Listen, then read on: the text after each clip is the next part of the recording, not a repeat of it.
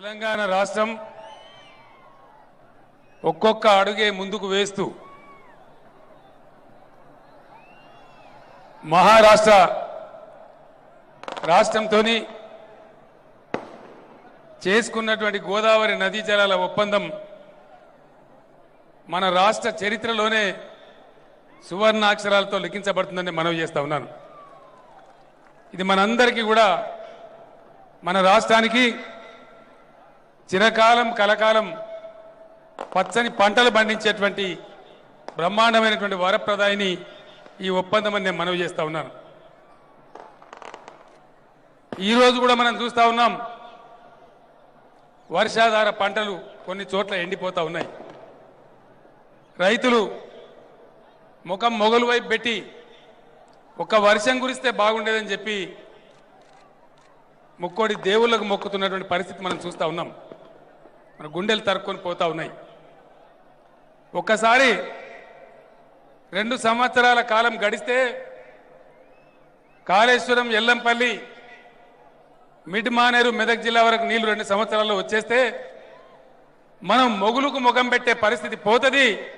మన పంటలు ఎండని పరిస్థితి ఉంటుంది. పచ్చటి తెలంగాణ ఉంటుంది. ఇక్కడ వర్షాలు కురిసినా కురవకపోయినా తెలంగాణ బ్రహ్మాండంగా వ్యవసాయ రంగంలో ముందుంటుందని నేను మనవి చేస్తా ఉన్నా.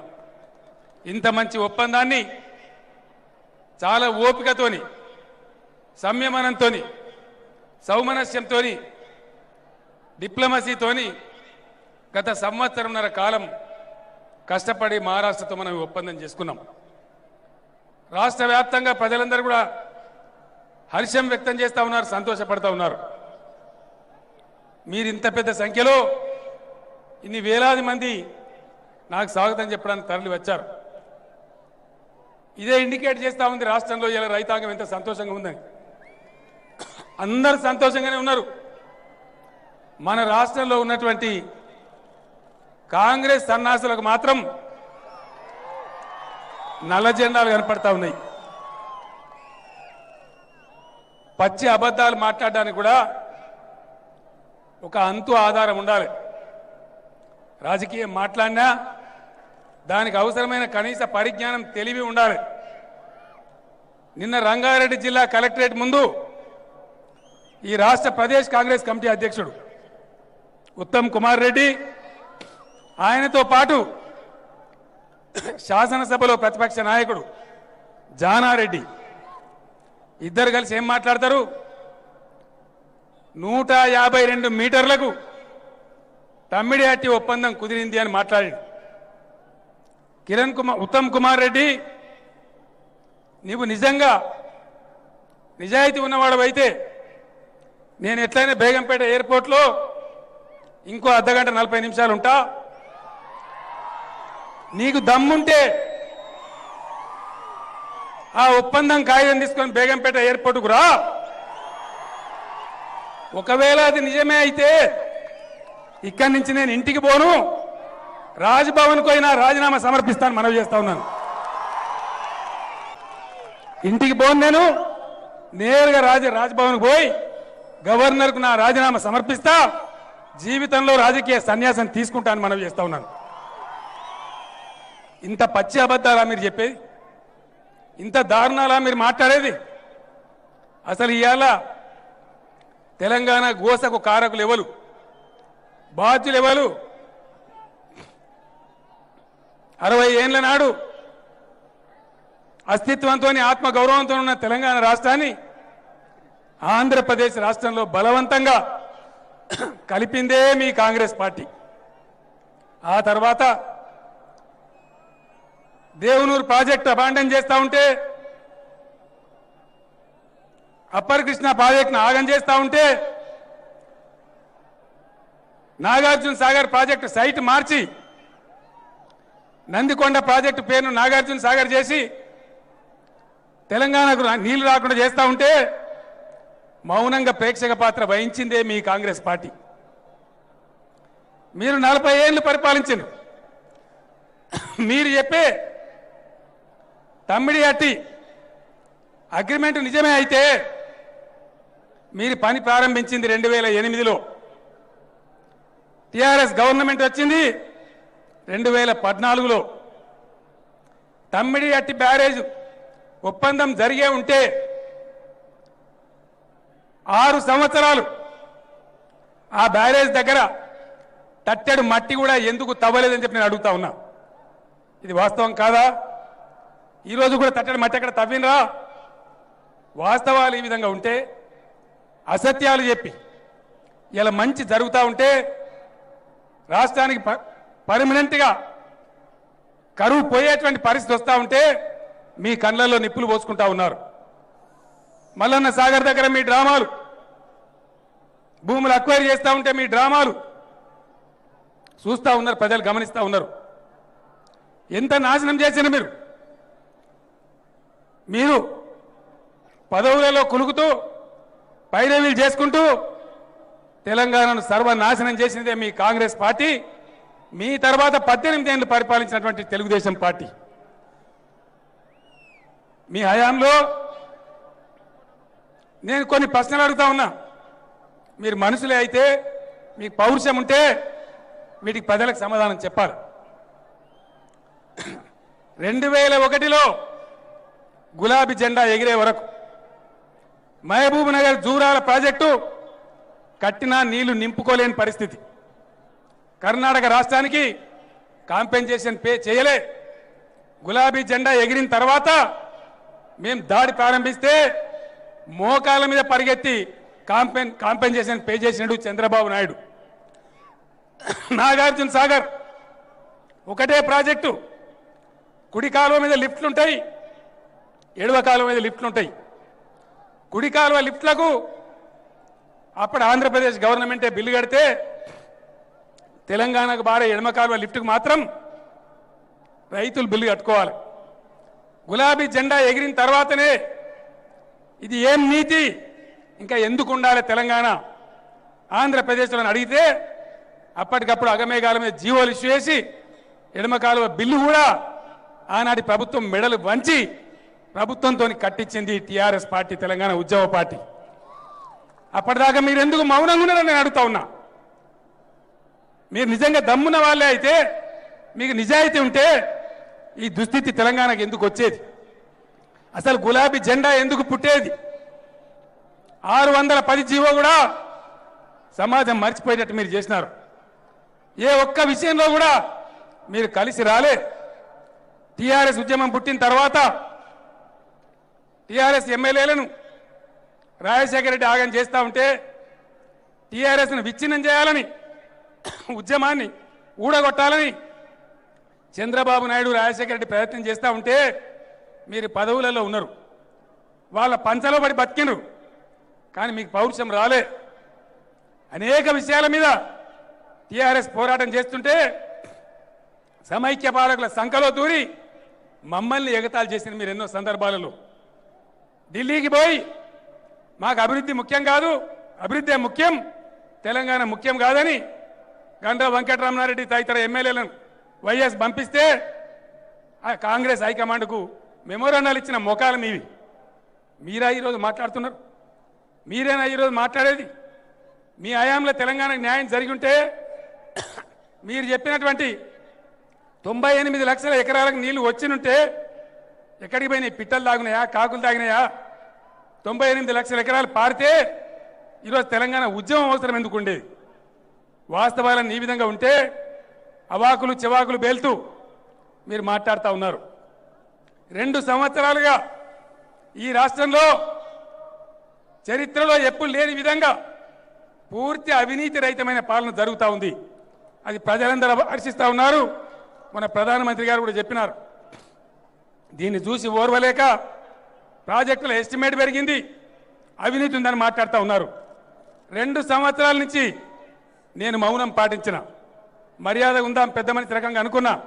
కానీ ఉత్తమ్ కుమార్ రెడ్డి అండ్ కంపెనీ, మీ చిక్కిరి బిక్కిరి ప్రజలు చీదరించుకున్నటువంటి తెలుగుదేశం కంపెనీ ఈ కాడి నుంచి మీ మీద కేసులు పెట్టబోతా ఉన్నాం. జాగ్రత్త, రుజువు చేయాలా లేకపోతే జైలు కూడా తినాలని మనవి చేస్తా ఉన్నా. టీఆర్ఎస్ ప్రభుత్వం ఈరోజు నిప్పులాగా పనిచేస్తూ ఉంది. ఈ విషయాలు వాస్తవాలు ప్రజలకు పూర్తి స్థాయిలో చెప్పడానికి రాబోయే 2-3 రోజులలో ఒక టీవీ ఛానల్లో కూర్చొని 3-4 గంటలు ప్రజలకు మొత్తం మీ చరిత్ర, మీ బండారం అంతా బయట పెడతా అని చెప్పడం మనవి చేస్తా ఉన్నా. మీరు అనుకుంటా ఉన్నారు మేం చేసే ఈ అరాకిరి వల్ల ఈ కిరికిరి వల్ల కేసీఆర్ దృష్టిని కేసీఆర్ ఏకాగ్రతను ప్రభుత్వం యొక్క ఏకాగ్రతను దెబ్బతీయచ్చని మీరు అనుకుంటా ఉన్నారు. కేసీఆర్ జగమొండి పట్టుబడితే సాధించి తీరిండి తప్ప వెనుకకు పోలే. అవసరమైతే ప్రాణాలు బలిపెట్టడానికి ముందుకు పోయింది తప్ప మీలాగా తోకలు ముడవలే. ఎన్నిసార్లు రాజీనామాలు ఇసిరేసింది టీఆర్ఎస్ పార్టీ.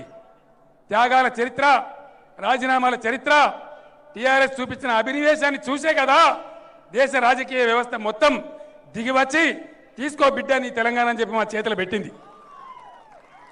అటువంటి పోరాటం చేసినటువంటి టీఆర్ఎస్ పార్టీ అదే ప్రభుత్వం ఖచ్చితంగా 600 సరే కాళేశ్వరం నీళ్లను తెచ్చి ఉత్తర తెలంగాణ రైతుల యొక్క పాదాలు కడుగుతాం.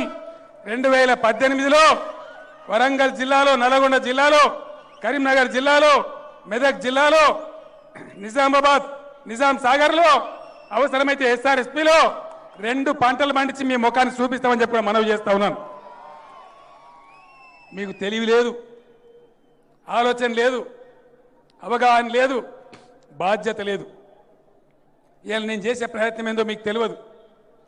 ఎస్, గోదావరిలో అష్యూర్డ్ వాటర్ 1480 టీఎంసీలు, అందులో తెలంగాణకు కేటాయించిన 950 టీఎంసీలు.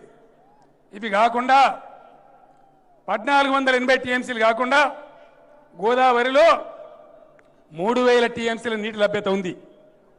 ఈ 3000 టీఎంసీలలో 1500 నికర జలం, 1500 మిగులు జలం. ఈరోజు తెలంగాణ బిడ్డగా, తెలంగాణ రాష్ట్ర ముఖ్యమంత్రిగా వెంటనే ప్రధానమంత్రికి లెటర్ రాయబోతా ఉన్నా. ఇరిగేషన్ మంత్రి హరీష్ నేతృత్వంలో తెలంగాణ ఎంపీల బృందం ఢిల్లీకి వెళ్ళబోతా ఉంది. మిగులు జలాలు 1500 టీఎంసీలు ఏవైతే ఉన్నాయో దాంట్లో మా తెలంగాణ వాటా తేల్చుమని కేంద్ర ప్రభుత్వాన్ని నిలదీయబోతా ఉన్నామని మనం చేస్తా ఉన్నాం. తీసిన తర్వాత తెలంగాణకి ఇచ్చిన 950 టీఎంసీలు కాదు, నేను చేసే ప్రయత్నం ఈరోజు నేను చేస్తున్న డిప్లొమసీ 950 ఇవి మిగులు జలాలు, వీటికి అదనంగా మరొక 700 సర్ప్లస్ వాటర్ను కూడా అలొకేట్ చేయించుకొని తెలంగాణ ప్రాంతానికి 50-60 లక్షల ఎకరాలకు ఇదే కాళేశ్వరం నుంచి, మేడిగడ్డ నుంచి నీళ్లు తీసుకొచ్చి చూపిస్తానని మనవి చేస్తా ఉన్నా. ఎవరు ఎన్ని అవాంతరాలు సృష్టించినా, ఉద్యమాన్ని నాశనం చేయాలని చూసినా, నన్ను అనేక రకాలుగా వ్యక్తిగతంగా నిందించినా మడమ తిప్పకుండా 14 సంవత్సరాలు రెండవ మాట లేకుండా తెలంగాణ తెచ్చిపెట్టిన మాట వాస్తవం. ఇది చరిత్ర. ఏ ఒక్కరోజు కూడా మీరు కలిసి రాలే, ఏ ఒక్కరోజు తెలంగాణ ప్రజలతో మీరు మమేకం కాలే, ఒక్కనాడు మీ పదవులకు రాజీనామా చేయలే. తెలంగాణను సర్వనాశనం చేసి, దుబాయ్ పోయే పరిస్థితి చేసి, ఎండిపోయే పరిస్థితి చేసి అంత మీరు నాశనం చేస్తే ఆ బాధలో, ఆ గుండె మంటలో నుంచి ఎగిరిందే గులాబీ జెండా, అందులో నుంచి మోగిందే కేసీఆర్ గొంతు అని నేను మనవి చేస్తా ఉన్నా. ఇవాళ అదే గులాబీ జెండా తెలంగాణను తెచ్చింది వాస్తవం. తెలంగాణ ప్రజలకు నేను మీ బిడ్డగా ఒకటే మాట మనవి చేస్తా ఉన్నా. మీకు తెలుసు ఎవరి నిజాయితీ ఏందో, ఎవరు ఏం ఆలోచిస్తారో మీకు తెలుసు. ఒకటే మాట నేను మనవి చేస్తా ఉన్నా. ఆనాడు 2001లో చెప్పిన, ఇంటికొక యువకుని నాకు ఇవ్వండి, తెలంగాణ రాష్ట్రం తెచ్చి మీ పాదాల దగ్గర పెడతా అని చెప్పిన. ఒకవేళ తెలంగాణ ఉద్యమం నుంచి పక్కకు పోతే నన్ను రాళ్లతో కొట్టి చంపండి అని చెప్పిన. మళ్ళీ ఈరోజు చెప్తా ఉన్నా, మహారాష్ట్రతోని ఒప్పందం చేసుకొని వచ్చినటువంటి ఈ శుభ సందర్భంలో, తెలంగాణ యావత్తు పులకరించి పండగలు చేసుకుంటున్న ఈ సందర్భంలో మీ బిడ్డగా ఒకటే మాట చెప్తా ఉన్నా. ఆనాడు తెలంగాణ తెస్తా అని చెప్పినా, తెచ్చినా ఇవాళ నేను చెప్తా ఉన్నా, 1 కోటి ఎకరాలకు కృష్ణా గోదావరి నీళ్లు తెస్తా, నా ప్రాణం పోయినా సరే మా రైతులకు అండదండగా ఉంటా. ఆ విషయంలో ఎట్టి పరిస్థితులలో రాజీ పడే ప్రసక్తి లేదు. ఆ విధంగా ముందుకు సాగుదాం. మీ దీవెన ఉండనియండి.